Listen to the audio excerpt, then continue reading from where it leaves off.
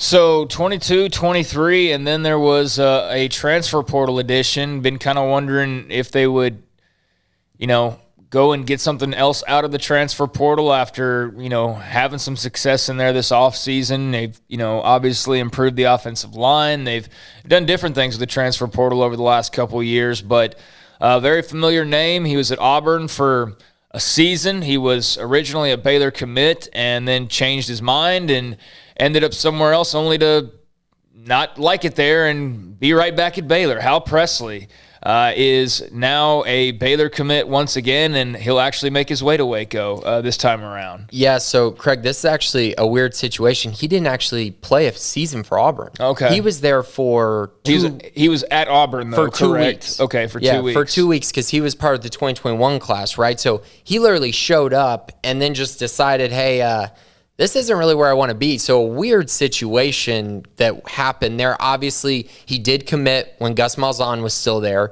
So that maybe that change to Brian Harsin was something that played into his mind a little bit. But at the end of the day, he showed up at Auburn, didn't like it, made his decision to transfer, enter the transfer portal.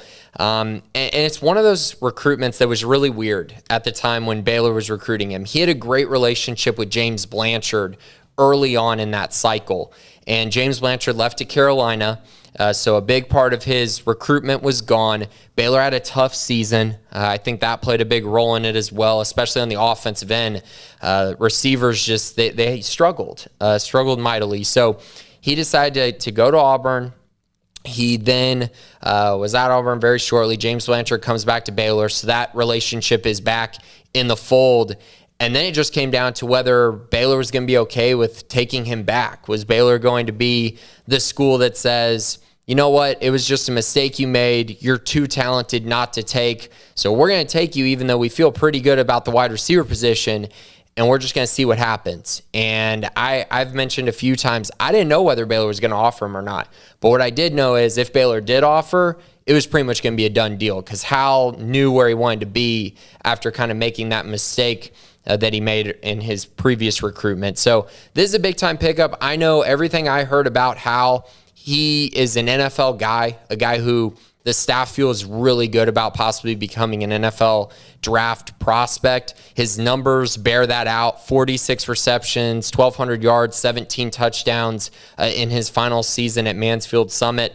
Had a really good career there and is a guy who I do believe can do some really good things, really exciting things for Baylor. He'll be able to play this year, which I think is also an interesting thing to note. And at 6'3", 190, gives them some more size on the outside at the wide receiver position, which is something that I do think they need, even though I do believe in the position group as a whole.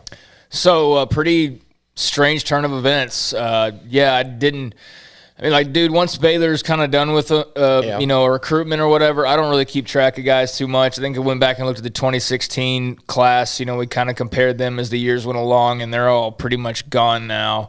And that ended up not even being that big of a deal, quite frankly. I don't think that there was really any guys out of Kellen Mond maybe, and he ended up being an NFL draft pick, but outside of him, I'm trying to think, Baron Browning, but he wasn't even going to be a guy that probably signed with Baylor. So, yeah, like Presley, once he was like a flip, I was like, all right, see you later. And had no idea he was on campus for like 2 weeks at Auburn and left. Yeah, it's just one of those weird situations, like I said, and it does feel like it was a lot longer ago just because he decommitted so long ago.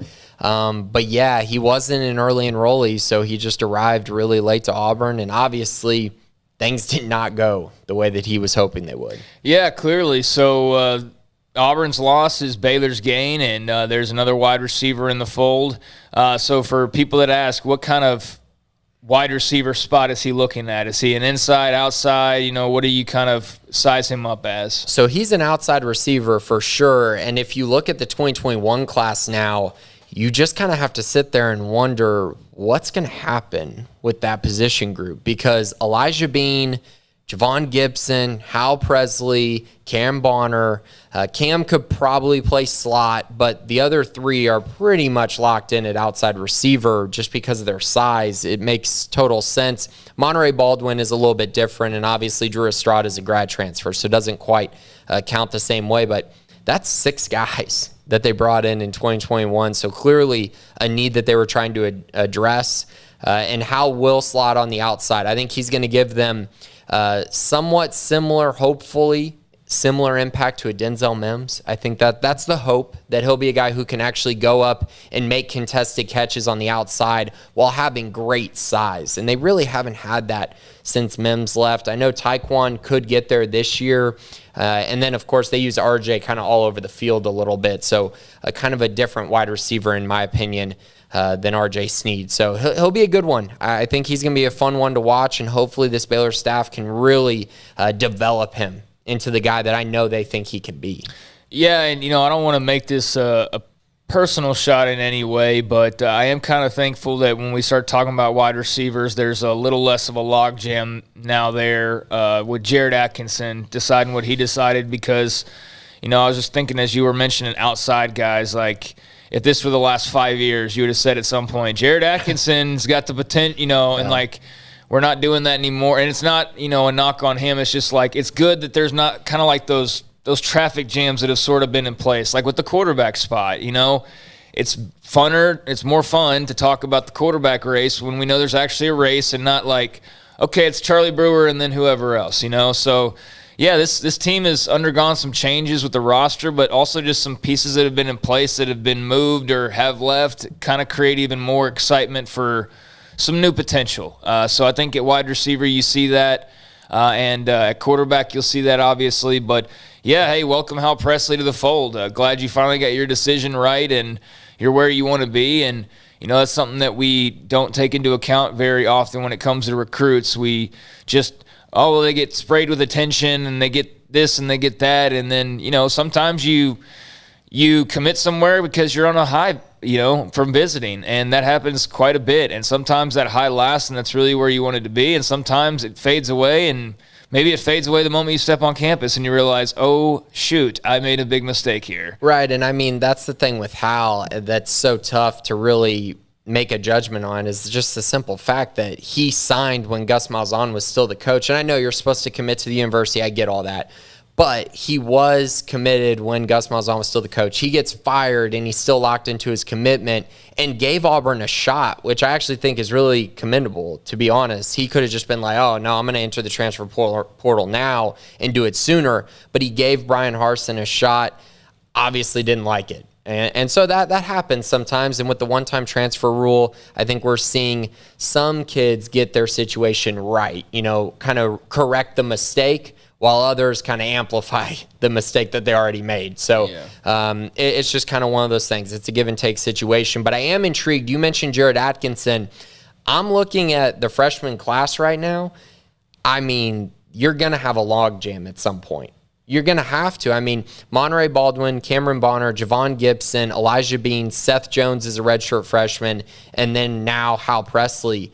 That's a lot of guys in that freshman class, and that's not even mentioning Jalen Ellis and Jackson Gleason, who are a year older and 2 years older in the fold as well. So eventually there might be a traffic jam similar to what we saw with some of the guys in the past. Well, if you've been in the left lane for the last 2 years and you're going 60 when everybody else is trying to go 80, then you probably need to get out of the way. And so for the Jackson Gleasons and those types of guys who've been around for a couple years, it's producer, get out of the way, basically. Right. I mean, trying to be just as matter of fact about it, not sugarcoat it. Like there's guys that have been around for 2-3 years and we haven't seen really much of anything. So, I don't worry so much about the new guys committing because, shoot, they're fresh. They're ready to come in and actually contribute. So for those guys who have been around for a little while, it's like, hey, you better get the boogie in here pretty quickly or you're going to get passed over. So that should produce more competition, more numbers. All that should only be a good thing if handled correctly, and I assume the staff will handle all those things correctly.